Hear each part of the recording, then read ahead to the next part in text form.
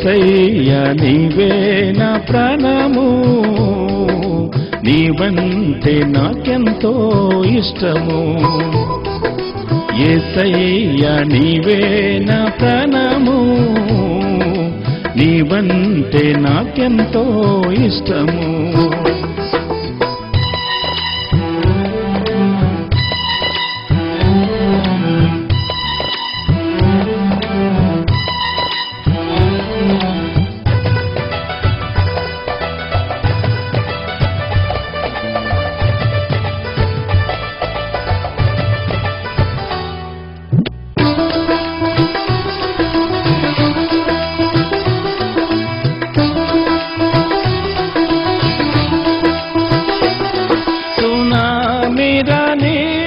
సుడిగుండాలే రాని, కష్టాలే రాని, తీరని నష్టాలే రాని,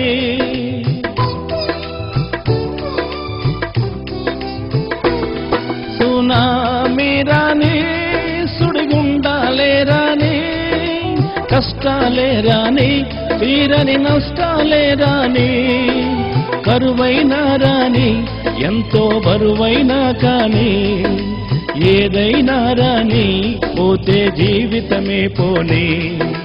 కరువైనా రాని, ఎంతో బరువైనా కానీ, ఏదైనా రాని, పోతే జీవితమే పోనీ. యేసయ్యా యేసయ్యా యేసయ్యా యేసయ్యా యేసయ్యా యేసయ్యా యేసయ్యా యేసయ్యా యేసయ్యా నీవే నా ప్రాణము, నీవంటే నాకెంతో ఇష్టము.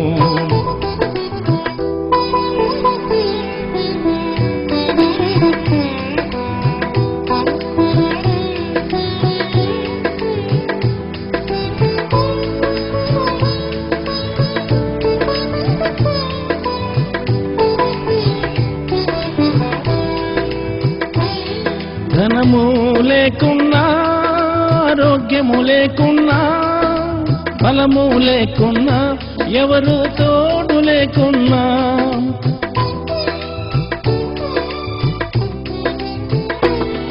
ధనము లేకున్నా, ఆరోగ్యము లేకున్నా, బలము లేకున్నా, ఎవరు తోడు లేకున్నా, దారి లేకున్నా, దరికి చేరలేకున్నా, ఆధారమయ్యున్నా, యేసు ఉంటే చాలన్నా.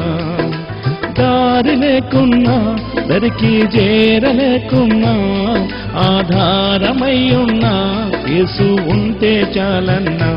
యేసయ్యా యేసయ్యా యేసయ్యా యేసయ్యా యేసయ్యా యేసయ్యా యేసయ్యా యేసయ్యా యేసయ్యా నీవే నా ప్రాణము, నీవంటే నాకెంతో ఇష్టము.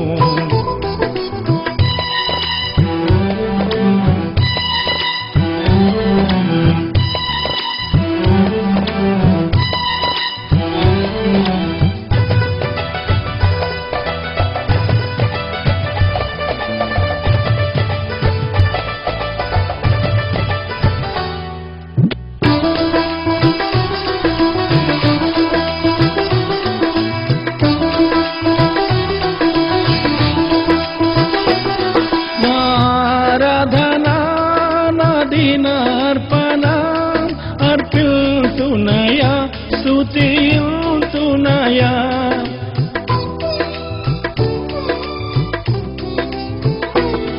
నారాధనా నదీనార్పణ అర్పిల్తునయా, స్తుతియుతునయా.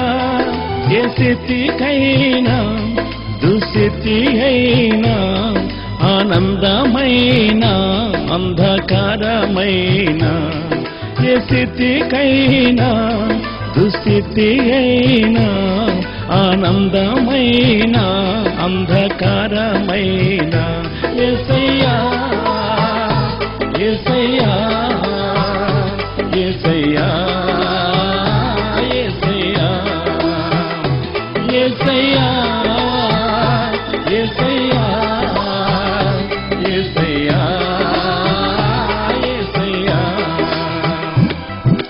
యేసయ్యా నీవే నా ప్రాణము నీవంటే నాకెంతో ఇష్టము. ప్రైజ్ ద లార్డ్, హల్లెలూయా. ఈ దినాన్ని ప్రభు యొక్క రాకడను గూర్చి మనం మాట్లాడుకుందాం. ప్రభు యొక్క రాకడ సందేశాలు అనేకమైనగా మనం వింటున్నాము. అయితే రాకడను బట్టి మనము వ్యక్తిగతంగా దేవుని యొక్క వాక్యాన్ని బట్టి మనం ప్రోత్సాహపడుతున్నాం. ప్రేమైన బిడ్డలారా గమనించండి, రాకడ అనేది యేసు ప్రభు ఆయన వస్తున్నాడు అని దైవ గ్రంథం చెప్తుంది, బోధకులు చెప్తున్నారు. ప్రియరా, ఎన్నో ప్రసంగాలు మనం వింటున్నాం. అయితే రాకడను గూర్చి ఎవరు చెప్పారు? రాకడను గూర్చి ఎందుకు మనం నమ్మాలి? రాకడను గూర్చి మనం ఎందుకు జాగ్రత్త పడాలి? ఆ రాకడకు మనకు సంబంధమేమి? యేసు ప్రభు వస్తే రాని ఎంతమంది వచ్చేవారు ఉన్నారు, ఎంతమంది పోయేవారు ఉన్నారు. యేసు ప్రభు వస్తాడు వస్తాడు వస్తాడు అని లేఖనాలు చెప్పాయి. ఒక దినాన్ని వచ్చాడు, వచ్చి తన పని ముగించాడు. లోక కళ్యాణార్థమై కలువరి శిలువలో తన ప్రాణం పెట్టి తన యొక్క రక్తము చిందించడం ద్వారా పాపికి విమోచన, పాప క్షమాపణ దయచేసి అతడు మళ్ళీ వెళ్ళిపోయినాడు. అయితే మరలా వస్తాను అని ఆయన చెప్పాడు. దేవుని యొక్క వాక్యం ఉంది. అయితే మనం వింటున్నాం ప్రియారా. అయితే ఆ రాకడను గూర్చి మనము, ఆ రాకడకు నీకు సంబంధమేమి? ఆ రాకడను గూర్చి ప్రజలు ఎందుకు నమ్మాలి?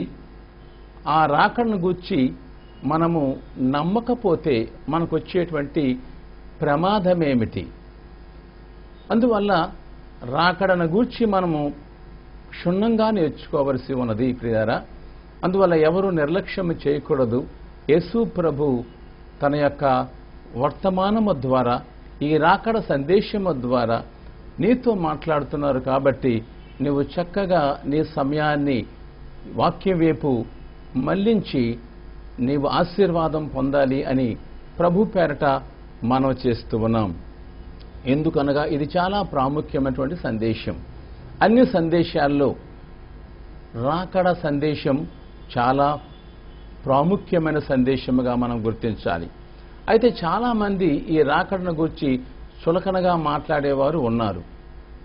నేను ప్రభువుని నమ్మినటువంటి ప్రారంభ దినాలలో నా విశ్వాసాన్ని బలహీనపరచడానికి ప్రభువుని నమ్మనిటువంటి నా సోదరుడు నాతో మాట్లాడుతూ ఏమన్నాడంటే, ప్రేమపూర్వకంగా మాట్లాడుతూ, తమ్ముడు, యేసు ప్రభు వస్తాడు వస్తాడు వస్తాడు అని మరి నేను చాలా కాలం బట్టి, నువ్వు పుట్టన సమయం నుండి కూడా నేను వింటున్నాను. నేను ఒక టీచర్గా పనిచేస్తున్నాను కదా, నాతో ఉన్న కొలీగ్స్ క్రిస్టియన్స్.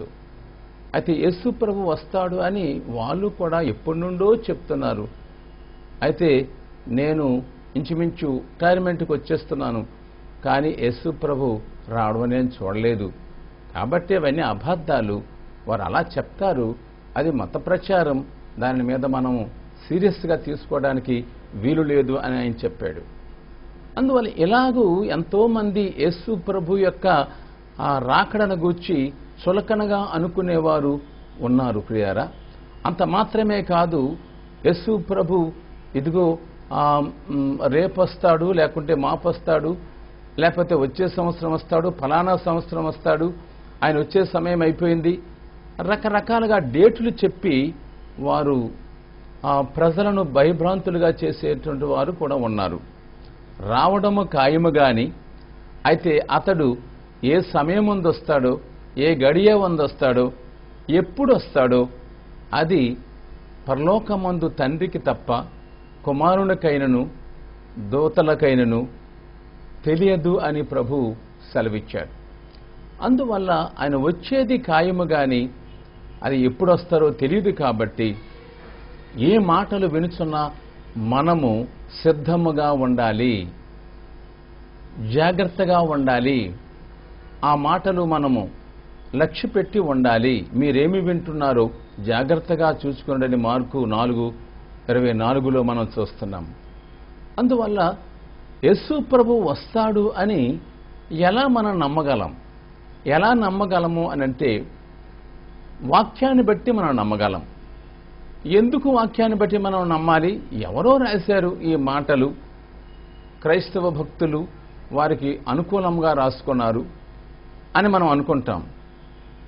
అయితే వేరొక గ్రంథంలో వారికి అనుకూలంగా రాసుకున్నాం మనం అనుకుంటాం. అయితే దైవ గ్రంథమైనటువంటి పరిశుద్ధ గ్రంథమైనటువంటి బైబిల్లో చెప్పబడిన మాటలు చాలా శ్రేష్టమైనవి, ఆనిముత్యముల కంటే విలువైనవి, జుంటి తేనె ధారల కంటే మధురాతి మధురమైనవి. అవి ఎంత సత్యమైనవి అని అంటే భూమి గతించినా గతింపవచ్చు, ఆకాశము గతించినా గతింపవచ్చు, కానీ అవి వాస్తవికముగా నెరవేరితేనే తప్ప అందులో సున్నైనను అరైనను పొల్లైనను వ్యర్థము కాదు అని ప్రభువైనటువంటి యేసుక్రీస్తు వారు నొక్కి ఒక్కానించి పలికారు. అందువల్ల తన రాకడ గూర్చి చాలామంది ప్రవక్తలు మాట్లాడారు. తండ్రి అయినటువంటి దేవుడు సాక్ష్యం చెప్పాడు. కీర్తనల గ్రంథం 2:4-6 వరకు, నా పరిశుద్ధ పర్వతమైన సియోని మీద నా రాజును ఆసీనుడిగా చేసి ఉన్నాను. కాబట్టి రాజులారా, భూపతులారా, వివేకులై ఆలోచన చేయుడి, బోధనొందుడి. తండ్రి అయిన దేవుడు సాక్ష్యం చెప్తున్నాడు ప్రియులారా. అందువల్ల భూరాజులకు, భూపతులకు ఆయన హెచ్చరిక చేస్తున్నాడు.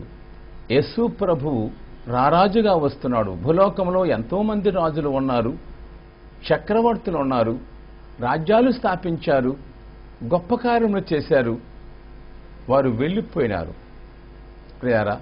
అయితే యేసు ప్రభువు రారాజు, ఆయన రాజ్యము అంతులేనిది, ఆయన రాజ్యము శాశ్వతమైనది అనే సత్యాన్ని తండ్రి అనే దేవుడు బయలుపరుస్తున్నాడు.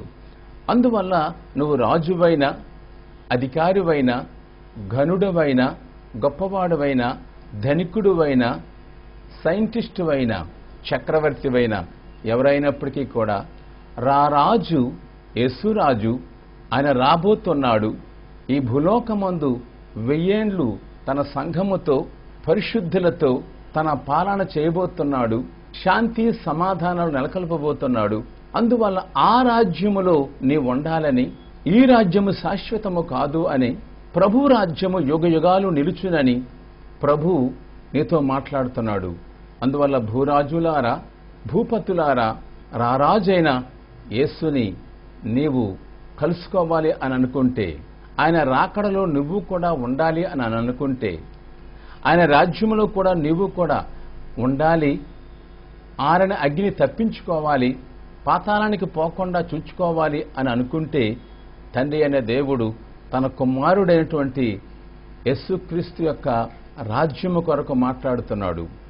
అందువల్ల కుమారుని ముద్దు పెట్టుకొనుడి. కీర్తన 2:12 తన కుమారుడైన యేసుక్రీస్తుని ముద్దు పెట్టుకొనుట అనగా అంగీకరించుట. అనగా నువ్వు కుమారుని అంగీకరిస్తే నీకు వచ్చేటువంటి ధన్యత ఏమంటే, ఆ రాజ్యములో ఉండే ధన్యత నీకు ఎలా లభిస్తుంది అని అంటే, యేసు ప్రభువుని ముద్దు పెట్టుకొనుట ద్వారా, యేసు ప్రభువుని అంగీకరించుట ద్వారా, యేసు ప్రభువుకి నీ హృదయం ఇచ్చుట ద్వారా, యేసు ప్రభు సన్నిధిలో నీ పాపాన్ని ఒప్పుకొని విడిచిపెట్టి ఆయన శిలువ రక్తము ద్వారా నువ్వు కడుగుబట్టడం ద్వారా నీవు ఆయనతో ఉండే అవకాశాన్ని, ధన్యతను నువ్వు పొందుకుంటావు. రెండవ సాక్ష్యము ఏమి అనంటే, కుమారుడైనటువంటి క్రీస్తు సాక్ష్యం తన రాకడను గూర్చి. యోహాను 14:2-3 నేనుండు స్థలములో మీరును ఉండులాగున మరలా వచ్చి మిమ్మును తీసుకొని పోదును. ఇవి యేసు ప్రభు యొక్క మాటలు. అందువల్ల యేసు ప్రభు మరలా వస్తున్నాడు అని తానే తన స్వయంగా చెప్పాడు. తన తండ్రి మహిమతో వస్తున్నాడు, ఆయన తన దూతలతో వస్తున్నాడు, తిరిగి వస్తున్నాడు. ఆయన ఉండే స్థలంలో నీవు కూడా ఉండాలని నిన్ను తీసుకుపోవడానికి వస్తున్నట్లుగా ఆయనే తన యొక్క నోటి మాటల చేత పలికినటువంటి మాటలను మనము చూస్తున్నాము. అందువల్ల యేసు ప్రభు వస్తున్నాడని ఆయన నోటి మాట ద్వారా మనం వినగలుగుతున్నాం. యేసు ప్రభు వస్తున్నాడని తండ్రి తన కుమారుని బట్టి సాక్ష్యమిచ్చుడు ద్వారా మనం వింటున్నాం. మూడవది, యేసు ప్రభు వస్తున్నాడని పరిశుద్ధాత్ముడు సాక్ష్యమిస్తున్నాడు. యోహాను సువార్త 15:26 ఆత్మ వచ్చినప్పుడు ఆయనే నన్ను గూర్చి సాక్ష్యమిచ్చును. యోహాను 16:8 ఆయన వచ్చి పాపమును గూర్చియు నీతిని గూర్చియు తీర్పును గూర్చియు ఆయన ప్రజలను ఒప్పింపజేయును. క్రీస్తును గూర్చి ఆయన సాక్ష్యమిస్తాడు. పరిశుద్ధాత్ముడు ప్రభును గూర్చి సాక్ష్యమిస్తాడు. ఏమి సాక్ష్యం? ఆయన ఎలాంటి వాడు, ఎంత మహిమగలవాడు, ఎంత పరిశుద్ధుడు, పాపి కొరకై ఆయన చేసేటువంటి పని ఏమిటి, ఆయన ఏమి చేసినాడు. అయితే ఆ కార్యము ద్వారా మానవునికి వచ్చేటువంటి ధన్యకరమైన అనుభూతి ఏమిటి, మరలా ఎలా రాబోతున్నాడు, పాపమును గూర్చి నీతిని గూర్చి తీర్పును గూర్చి అని ఉన్నది. తీర్పు తీర్చే అధికారం ఎవరికొన్నది? తీర్పు తీర్చే అధికారం భూలోకములో ప్రభువైన యేసుక్రీస్తు వారికి మాత్రమే ఉన్నది, ఇంకెవరికి లేదు అధికారం. న్యాయ తీర్పును తీర్చేటువంటి అధికారం ఆయనకున్నది. అతను న్యాయాధిపతి. అంత మాత్రమే కాదు, మహిమ సింహాసనం మీద కూర్చునే అధికారం అతనికి ఉన్నది. ధవల సింహాసనం మీద కూర్చొని తీర్పు తీర్చే అధికారం అతనికి ఉన్నది. అందువల్ల తీర్పు తీర్చువాడు న్యాయాధిపతి అతను. అందువల్ల వానికేవే చొప్పున ప్రతి వారికి తీర్పు తీర్చే అధికారం ఎప్పుడు?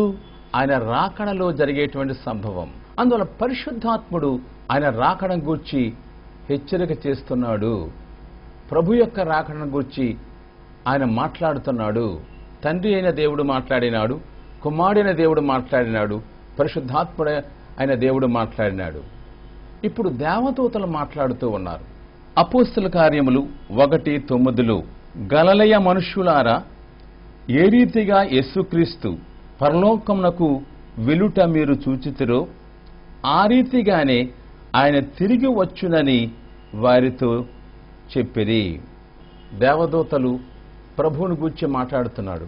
పరలోకమునకు ఆరోహమైనప్పుడు ప్రజలందరూ కూడా ఆ విడ్డూరాన్ని చూస్తున్నారు. దేవదూతలు చెప్తున్నారు, మీ దగ్గర నుండి యేసు ప్రభు ఎలాగో పరమునకు కొనిపోబడినాడో, పునరుద్ధానుడైన యేసు నీ కొరకు నా కొరకు ప్రాణం పెట్టి ప్రజల కొరకు ప్రాణం పెట్టి ఎలాగ కొనిపోబడినాడో, ఎలాగ పరమునకు వెళ్ళిపోయాడో అలాగే మరల రాబోతున్నాడు అని దేవదూతలు ఆయన రాకడ కొరకు సాక్ష్యము పలికినట్లుగా దైవ గ్రంథములో అపోస్తల కార్యం 9 మనం చూస్తున్నాం. అనేక మంది ఆయన కొరకు, ఆయన రాకడ కొరకు సాక్ష్యం ఇచ్చినారు. కొత్త నిబంధనలో 260 అధ్యాయాలలో 318 వచనాలు ప్రభు యొక్క రాకడను గూర్చి వ్రాయబడ్డాయి. అనగా ప్రతి 25 వచనాలకి ఒక వచనం ప్రభు యొక్క రాకడను గూర్చి చెబుతున్నట్లుగా నూతన నిబంధనలో 27 పుస్తకాలలో 25 పుస్తకాలు ప్రభు యొక్క రాకడను గూర్చి మాట్లాడినట్లుగా వ్రాయబడినట్లుగా మనం చూస్తున్నాం. అందువల్ల రాకడను గూర్చి నూతన నిబంధన నొక్కి ఒక్కానించి చెప్పుతాం మనం చూస్తాం. పాత నిబంధన గ్రంథము కూడా ప్రభు యొక్క రాకడను గూర్చి మాట్లాడింది.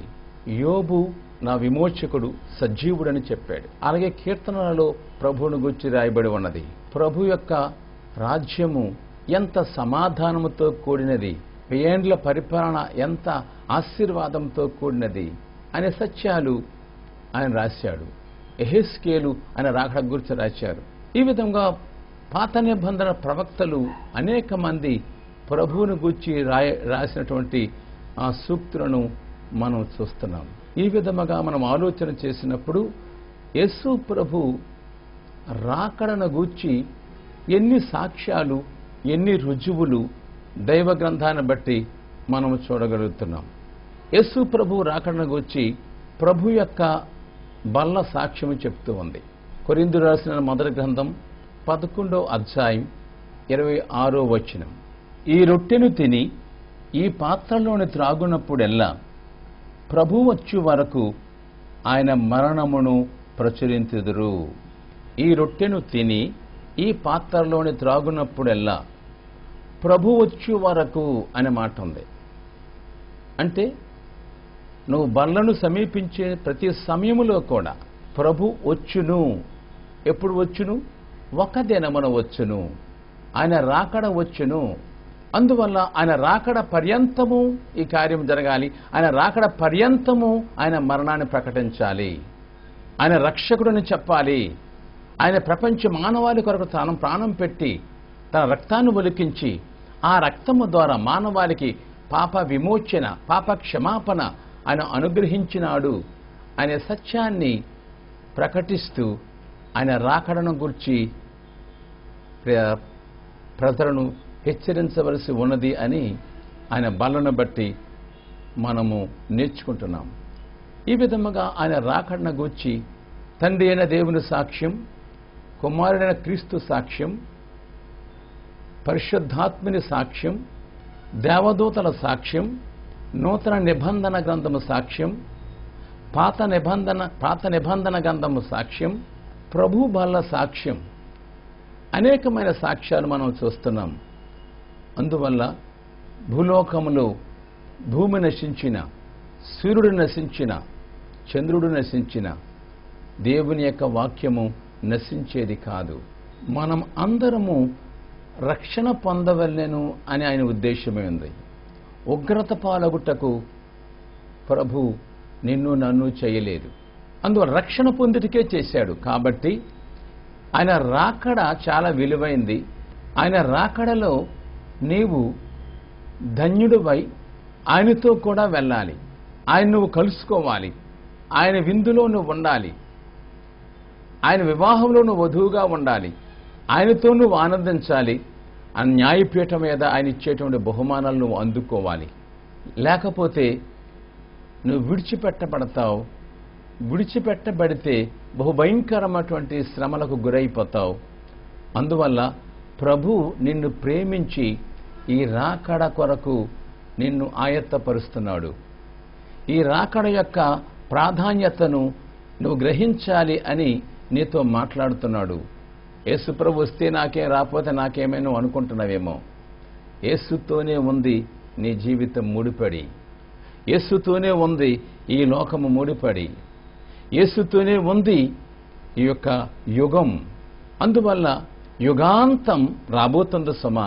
యుగాంతములో నీవు క్షేమముగా ఉండాలి, ప్రభుతో ఉండాలి, యుగ యుగములు ఆయన మహిమలో ఉండాలి, ఆయన రాజ్యములో ఉండాలి, ఆయనతో కూడా ఉండాలి అని అనుకుంటే రాకడలో నువ్వు ఎత్తబడేటువంటి గుంపులో నీవు ఉండాలి. వధు సంఘముగా నీవు ఉండాలి. రక్షింపబడిన బిడ్డగా నీవు ఉండాలి. పాపక్షమాపణ పొందిన బిడ్డగా ఉండాలి. యేసు యొక్క కుటుంబములో చేర్చబడినటువంటి వాడిగానే ఉండాలి. నాకేమి, యేసు వస్తే నాకేమి, యేసు రాకపోతే నాకేమి అని నువ్వు అనుకుంటున్నావేమో. యేసు లేకుండా నీవేమీ చేయలేవు. యేసు లేకుండా శాంతి లేదు. యేసు ప్రభువు లేకుండా సమాధానము లేదు. యేసు ప్రభువు లేకుండా నీకు జీవము లేదు. యేసు ప్రభువు లేకుండా నీకు పరలోక భాగ్యం, వైకుంఠం లేదు. అందుని బట్టి ప్రభువు మాట్లాడుతున్నాడు ఆయన రాకడ కొరకు. అందువల్ల రాకడ కొరకు ఎవరేం చెప్పారు నువ్వు అనుకుంటున్నావు? ఎవరు చెప్పారో, ఎంతమంది సాక్ష్యం పరికారో, ఎంతమంది వారి యొక్క ప్రభువుని బట్టి, వాక్యాన్ని బట్టి నువ్వు గమనించావు. అందువల్ల ఇప్పుడైనా ఈ దినమందైనా ఆయన రాకడను గూర్చి నువ్వు ఆలోచన చేస్తే, ఆయన మాటలో నీ హృదయమును మనస్కరించుకుంటే, ఆయన చెప్పింది నువ్వు చేస్తే, సమాధాన సంబంధమైన సంగతులను గూర్చి నువ్వు ఆలోచన చేస్తే నీకు నెమ్మది కలుగుతుంది. నువ్వు పాతాళాన్ని తప్పించుకుంటావు. శ్రమలకు దొరకకుండా నువ్వు భద్రంగా ఉంటావు, క్షేమంగా ఉంటావు. అందువల్ల ఈ దినం ప్రభు నీతో తన రాకను గూర్చి మాట్లాడుతున్నాడు. ఆ దినం ఎప్పుడో మనకు తెలియదు. కాబట్టి మెలకువగా ఉండుడి. ఆ దినం ఎప్పుడో జాగ్రత్తగా ఉండుడి. ఆ సమయం ఎప్పుడో సిద్ధముగా ఉండాలి. నీ హృదయాన్ని సరిచేసుకోవాలి. ప్రభువుకు ప్రీతికరముగా దాన్ని మలుచుకోవాలి. ఇష్టము కాని దాన్ని తొలగించుకోవాలి. ప్రభువుకి ఇష్టమైన దాన్ని నీవు ఆశతో అపేక్షించాలి. ఆయన సన్నిధిలో నువ్వు రక్షణ పొందిన వాడవై ఆయన దీవెనలు పొందాలి. ఆయన రాకడలో నీవు ఉండాలి. ప్రభు ఈ మాటలు దీవించునుగాక. ఆమేన్. ప్రేమల మా తండ్రి, రాకడ కొరకై మీరు మాతో మాట్లాడుతున్నారు. ఎవరు నమ్మకపోయినా ప్రభువా, ఇది ముమ్మాటికి నిజం. అలనాడు వస్తాను వస్తాను వస్తానని చెప్పారు. కుమారుడుగా వస్తాడు, లోక రక్షకుడు అని చెప్పారు. మీరు వచ్చారు ప్రభువా. లోక కళ్యాణార్థమై ప్రాణం పెట్టి వెళ్ళారు. ఎలా వెళ్ళారో మళ్ళీ అలాగే వస్తారని వాక్యం అన్నది ప్రభువా. అయితే మీ రాకడ కొరకు మా తండ్రి మమ్మల్ని సిద్ధపరిచి, మీ రాకడలో మేము ఎత్తబడేవారిగా ఉండాలి, కానీ విడిచిపెట్టబడిన వారిగా ప్రభా గుంపులో మమ్మల్ని ప్రభా మేము ఉండకూడదని ఆశపడుతున్నాం. మీరు మాకు సహాయం చేయండి, సిద్ధపరచండి. ఎంతమంది అనారోగ్యంగా ఉన్నారు వారిని ముట్టండి. ఎంతమంది ఎన్ని సమస్యల్లో ఉన్నారు సమస్యలను విడిపించండి. ఎంతమంది కన్నీటితో ఉన్నారు వారి కన్నీటిని తొడవండి. ఎంతమంది కాపురాలు కలవరములతో కలతలతో ఉన్నాయి ప్రభువా, అట్టి వారిని ఆ సమస్యల నుండి విడుదల చేయండి. ప్రేమ అనురాగం వారి హృదయాల్లో ఉంచండి. తండ్రి, అప్పులతో బాధపడుతున్న వారిని సమృద్ధిలోకి నడిపించండి. ప్రభు నీవే కృప చూపమని మనవి చేస్తూ యేసు ప్రభువు ద్వారా ప్రార్థించి వేడుకుంటున్నాం తండ్రి. ఆమేన్. ఈ కార్యక్రమం మీకు ఆశీర్వాదకరంగా ఉందని నమ్ముచున్నాము. Jesus Heals Ministries Holy Fire Worship ఆదివారం ఆరాధనా సమయాలు ఉదయం 10:30 నుండి 1 గంట వరకు NH5 Kancharapalem Holi Fire worship ప్రార్థనా మందిరములో జరుగును.